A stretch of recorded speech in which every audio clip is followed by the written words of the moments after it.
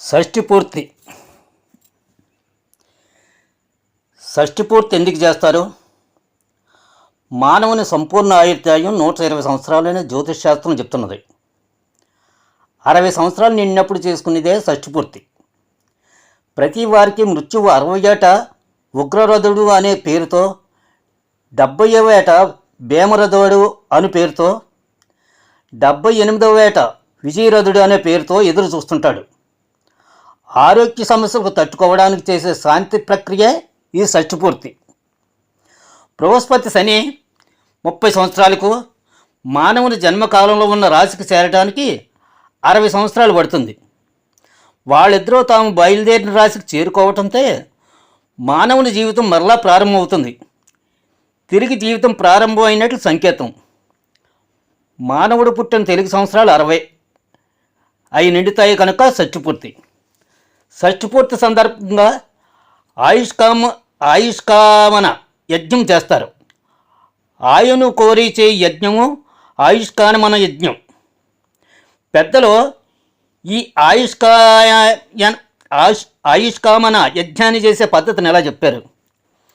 తెల్లని నూత వస్త్రములపై తూర్పు దిక్కుగా 12 గీతలు గీసి, వాటి మీద 5 అడ్డగీతలు గీసి మొత్తం 60 గదులు వచ్చే విధంగా చేస్తారు.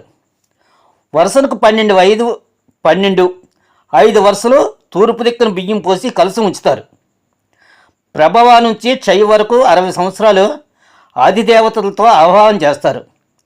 దక్షిణాయన ఉత్తరాయణ దేవతలను 6 ఋతువులను 12 మాసంలోనూ ఆవాహన చేస్తారు. పక్షములను, తిథులను, వారములను, వారదేవతలు అయిన సూర్యుడు, చంద్రుడు, అంగారకుడు, బుధుడు, గురువు, శుక్రుడు, శనిని ఆవాహన చేస్తారు. వీరికి ఆదిదేవతలు అగ్ని, జలము, భూమి, విష్ణువు, ఇంద్రుడు, ప్రజాపతులను ఆవాహన చేస్తారు. వీరికి అధిదేవతలు శివుడు, దుర్గా, కుమారస్వామి, బ్రహ్మ, ఇంకా ఏకాదశ రుద్రులు, నక్షత్ర దేవతలు, 27 యోగములు, 11 కరణములు, ఇలా అందరి దేవీ దేవతా స్వరూపాలను మృత్యుంజయుని ఆవాహన చేసి బ్రాహ్మణోత్తముల మంగళాచరణలతో వేదయుక్తంగా ఈ కార్యక్రమం జరిపిస్తారు. అపమృత్యు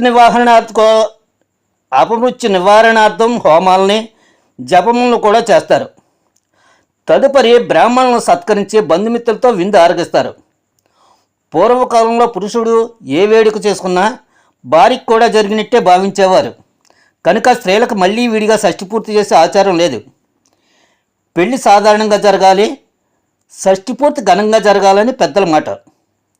ఎందుకంటే షష్ఠి పూర్తి దృఢమైన ఆత్మీయత గల సుగంధ పరిమళించే సందర్భం కనుక బిడ్డలు తమ కృతజ్ఞతను తమ తల్లిదండ్రులకు అర్పించుకునే అపురూప సందర్భం షష్ఠి పూర్తి.